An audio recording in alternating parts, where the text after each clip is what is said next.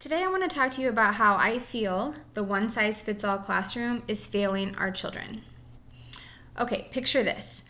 You walk into a shoe store and the salesperson says, "We only carry size 8. If your feet are smaller, we'll stuff cotton in the toes.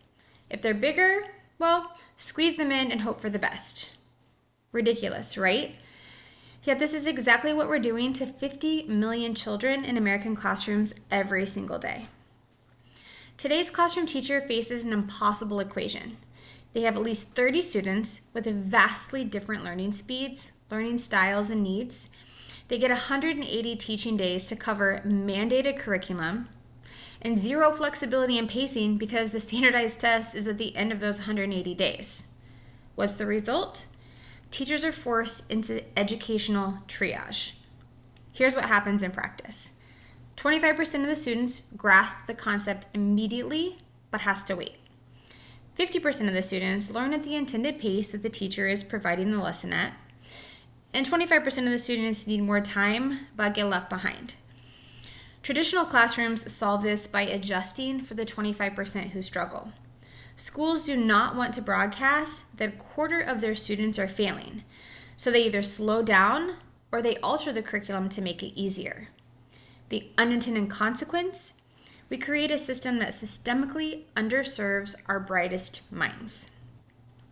Research from the Thomas B. Fordham Institute reveals that high-achieving students make 6 months less progress per year than they should. In math alone, gifted students lose the equivalent of 2 years of growth during elementary school. Meanwhile, students who struggle aren't necessarily helped either. Students who fall behind in 3rd grade have only a 12% chance of catching up by graduation. What we're really creating is the bored, brilliant child.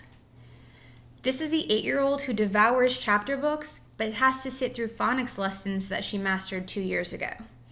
It's the middle schooler who could take calculus but is stuck in pre-algebra because he's only in 7th grade. We're not just wasting time, we're teaching our brightest children that learning is boring, and I am a parent to one of those kids. Some kids, maybe a child, just needs an extra couple weeks to master fractions, but she's rushed into decimals before she's ready. And with proper pacing, she could have become a mathematician. Instead, we've taught her to hate math by October. When COVID forced us all online in March 2020, I was one of those teachers frantically trying to recreate my physical classroom on a computer screen. It was chaos. Kids were logging in from kitchen tables with siblings screaming in the background. I had kids literally sleeping in bed with their screens on just to say they were in class. Technology was failing at the worst possible moments. But here's what I noticed in those messy months. I could see exactly where each student was struggling for the first time in my teaching career. I did not have to wonder if Quiet Sarah understood the momentum equation. Her work showed me precisely where she got stuck. When Johnny finished the lesson in 10 minutes, I could immediately send him an advanced challenge instead of asking him to help the slower students, which we all know just means sit quietly and be bored. The emergency taught me something profound. The problem wasn't virtual learning itself. It was that we were trying to force online education into the same broken one-size-fits-all model that was already failing our kids. And I realized then that what if we just stopped trying to replicate the traditional classroom and instead built something better? Imagine a world where a 10-year-old math prodigy takes calculus while still reading age-appropriate literature. Imagine a world where a child with dyslexia has unlimited time to master reading without holding back peers. Imagine a world where every student progresses at their optimal pace, building confidence instead of frustration. This isn't a dream. It's happening right now in virtual classrooms across America. It's time to stop asking children to fit the system. It's time to build a system that fits the child. Virtual education isn't just an alternative, it's an evolution.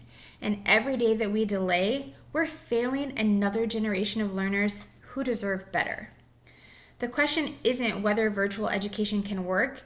The question is, how long will we tolerate a system that we know is failing our children? The future of learning is personal. The future of learning is now, and it's happening one student at a time in homes across America.